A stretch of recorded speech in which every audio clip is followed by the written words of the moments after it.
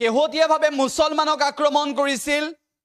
মিয়া প্ৰসংগৰে মুছলমানক নিৰ্যাতন চলাইছিল অসমত এনেকুৱা ধৰণৰ কাৰবাৰ চলিছিল শিৱসাগৰত প্ৰতিবাদ কেনেদৰে হৈছিল আৰু মিয়াখেদা অভিযান কোনে আৰম্ভ কৰিছিল সেও সকলোৱে গম পাইছে যিটো সময়ত অসমৰ প্ৰতিটো জাতি জনগোষ্ঠীৰ মাজত একতাৰ সমন্বয় প্ৰতিটো জাতি জনগোষ্ঠীৰ মাজত এটা নতুন বাৰ্তা দিবলৈ চেষ্টা কৰিব লাগে সেই সময়ত মিয়াখেদা অভিযান চলাইছিল অসমত লাজ লগা বিষয়টো হৈছে যে মিয়াখেদা অভিযান কিন্তু যিটো সময়ত মিয়াখেদা অভিযান চলাইছে সেই সময়ত অসমৰ প্ৰতিটো প্ৰান্তত যিসকল লোকক নিৰ্যাতন চলোৱা হৈছে তেওঁলোক প্ৰকৃতপক্ষে অসমক ভাল পোৱা নাগৰিক কেৱল সিমানেই নহয় এই কথাটো আনে নুবুজিলেও কোনে বুজি পাইছে সেয়া আমি আপোনালোকক জনাব বিচাৰিছো কিয়নো এই কথাটো আলফা স্বাধীনে বুজি পাইছে আৰু পৰেশ বৰুৱাই আলফা স্বাধীনৰ মুখ্য সেনাধ্যক্ষ পৰেশ বৰুৱাই মুছলমানক কৰা আক্ৰমণ মিয়া প্ৰসংগৰে কৰা নিৰ্যাতন মিয়া খেদুৱা এই অভিযানবোৰক লৈ এবাৰ সমালোচনা কৰিছে আৰু গৰজি উঠিছে আলফা স্বাধীন প্ৰথমবাৰৰ বাবে আলফা স্বাধীনে মাত মাতিছে মুছলমানৰ পক্ষত প্ৰথমবাৰৰ বাবে আলফা স্বাধীনে মুছলমানৰ নিৰ্যাতনৰ পক্ষত নিৰ্যাতনৰ বিৰুদ্ধে আৰু নিৰ্যাতনৰ পক্ষত থকা সকলৰ বিৰুদ্ধে মাত মাতিছে আলফা স্বাধীন গৰজি উঠিছে আলফা স্বাধীনে চৰম সকিয়নি প্ৰদান কৰিছে আলফা স্বাধীনে দিছে চৰম সকিয়নি উল্লেখ যে অসমৰ ইমূৰৰ পৰা সিমূৰলৈ যিটো সময়ত বিভিন্ন অপৰাধমূলক ঘটনা সেই সময়ত আলফা স্বাধীনে এটা ডাঙৰ ঘোষণা কৰিছে আলফা স্বাধীনে স্পষ্ট কৰি দিছে যে মুছলমানৰ ওপৰত কৰা আক্ৰমণ মিয়া প্ৰসংগৰে কৰা আক্ৰমণ সহ্য কৰা নহব উল্লেখ যে আলফা স্বাধীনে ইতিমধ্যে এই সন্দৰ্ভত মন্তব্য কৰিছে উল্লেখ যে আলফা স্বাধীনে কি কৈছে সেয়া আমি আপোনালোকক এই মুহূৰ্তত পঢ়ি দিব বিচাৰিছো প্ৰেছ বিবৃতিৰ জৰিয়তে কি কৈছে যে যোৱা সপ্তাহটোত 20টা ধৰ্ষণ কাণ্ড সংঘটিত হ'ল সেই সময়ত হিন্দু সনাতন বৈষ্ণৱ খ্ৰীষ্টান ইছলাম সকলো ধৰ্মৰে ব্যক্তি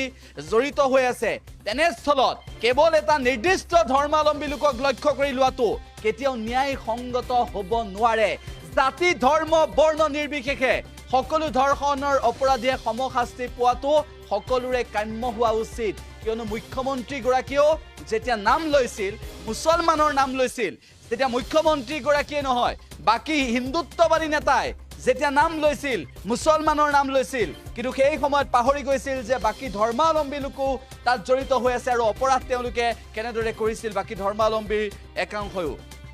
উল্লেখ যে ইয়াৰ উপৰি উজনি নামনি অসমত ইতিমধ্যে ভাগ কৰাৰ যি প্ৰৱণতা দেখা পোৱা গৈছে ই অতিকৈ পৰিতাপৰ বিষয় বুলি কৈছে যে উজনিৰ পৰা মিয়াখেদা অভিযান বুলি কৈছিল গতিকে উজনি আৰু নামনি যিটো সময়ত একেখন অসম বুলি কৈ সকলোৱে ভাল পায় যিটো সময়ত চাউলুং চুকাফাৰ বৰঅসম বুলি কৈ ভাল পায় সেই সময়ত অসমত উজনি আৰু নামনি কৰা বিষয়টোক আলফা স্বাধীনে মানি ল'ব পৰা নাই আমি সকলোৱে অসমৰ থলগিৰি জনগণ এনেদৰে প্ৰেছ বিবৃতিত আলফা স্বাধীনে লিখিছে গতিকে অসমৰ স্বাৰ্থ ৰক্ষাৰ বাবে চিন্তা চৰ্চা হোৱা উচিত বুলি কৈছে আলফা স্বাধীনে আলফা স্বাধীনে প্ৰেছ বিবৃতিত আৰু লিখিছে যে যিহেতু এতিয়াও কিছুমান বিষয় অমীমাংসিত হৈ আছে গতিকে উজনি নামনি বৰাক ব্ৰহ্মপুত্ৰ কৰি থাকিলে ঔপনিৱেশিক শোষক গোষ্ঠীক আকৌ ভাগ কৰিবলৈ সুবিধা প্ৰদান কৰা হ'ব বুলি আলফা স্বাধীন গৰজি উঠিছে আলফা স্বাধীনে মুখ খুলিছে আলফা স্বাধীনে উজনি নামনি কৰা বিষয়ত অসন্তুষ্টি প্ৰকাশ কৰিছে উজনিৰ পৰা মিয়াখেদা এই প্ৰসংগক লৈ গৰজি উঠিছে পৰেশ বৰুৱা গৰজি উঠিছে আলফা স্বাধীনৰ ডাঙৰ হুংকাৰ উল্লেখ যে আলফা স্বাধীনে যি হুংকাৰ প্ৰদান কৰিছে আলফা স্বাধীনৰ এই হুংকাৰৰ পিছত মুছলমানৰ শক্তি নিশ্চিতভাৱে বৃদ্ধি কৰিব যিটো সময়ত মানসিকভাৱে নিৰ্যাতন চলাইছিল মিয়াখেদাৰ নামত ভাৰতীয় বুলি পৰিচয় পত্ৰ প্ৰদান কৰাৰ পিছত আধাৰ কাৰ্ড থকাৰ পিছত সেই ব্যক্তিগৰাকী এনআৰচিত নাম অন্তৰ্ভুক্তি থকাৰ পিছত সেই ব্যক্তিগৰাকীৰ ভাৰতীয় নাগৰিক বুলি নিজকে প্ৰমাণ কৰাৰ পিছত ভোটাধিকাৰ সাব্যস্ত কৰাৰ পিছত এজন ব্যক্তিক মিয়া বুলি কৈ এজন ব্যক্তিক অবৈধ বুলি ক'বলৈ ক'ত সাহস পালে একাংশ তথাকথিত জাতীয় সংগঠনে এই প্ৰশ্ন উত্থাপন হৈছে অসমৰ জনতাই জানিব বিচাৰিব অসমৰ জনতাই এই মুহূৰ্তত জানিব বিচাৰিব যে বৰ্তমান সময়ত আলফা স্বাধীনে যি প্ৰশ্ন উত্থাপন কৰিছে যে মিয়া আৰু মুছলমানক মিয়া বুলি প্ৰসংগৰে আৰু মুছলমানক যিটো সময়ত নিৰ্যাতন চলাইছে সেয়া কোনো কাৰণতে মানি ল'ব নোৱাৰি উল্লেখ যে যিটো সময়ত মৌলবীয়ে মছজিদৰ ভিতৰৰ পৰা একোখন সমাজ সংস্কাৰৰ দিবা স্বপ্ন পৰিহাৰ কৰি ৰাজনৈতিক স্বাৰ্থৰ ঊৰ্ধত থাকি গাঁৱে চহৰে নগৰে গৈ এনে সামাজিক ব্যাধি নিৰ্মূল কৰিবলৈ সঠিক পদক্ষেপ গ্ৰহণ কৰিব সেই সময়ত সকলো ঠিক হ'ব এনেদৰে মন্তব্য কৰিছে লগতে আমি উল্লেখ কৰিব বিচাৰিছো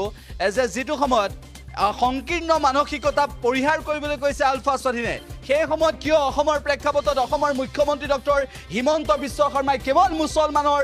নাম ল'ব অপৰাধৰ ক্ষেত্ৰত এনে ধৰণৰ বিষয়ও কিন্তু দল সংগঠনে উত্থাপন কৰিবলৈ বাধ্য হৈছে আলফা স্বাধীন গৰজ দিছে পৰেশ বৰুৱা গৰজ দিছে মিয়াখেদা অভিযানক লৈ সন্তুষ্ট নহয় পৰেশ বৰুৱা ভাৰতীয় নাগৰিক বুলি পৰিচয় দিয়া লোকক ভাৰতীয় নাগৰিক বুলি পৰিচয় থকা লোকক ভাৰতীয় নাগৰিকত্ব লাভ কৰা লোকক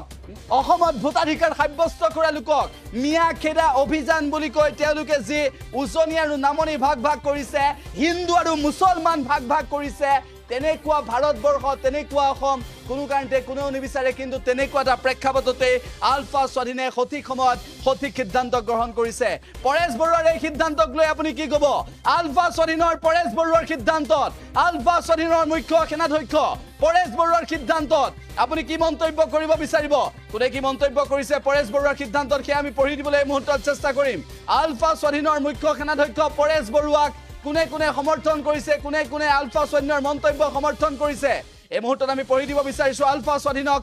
কোনে কোনে সমৰ্থন কৰিছে সেই আমি আপোনালোকক জনাব বিচাৰিম কেৱল কিমানেই নহয়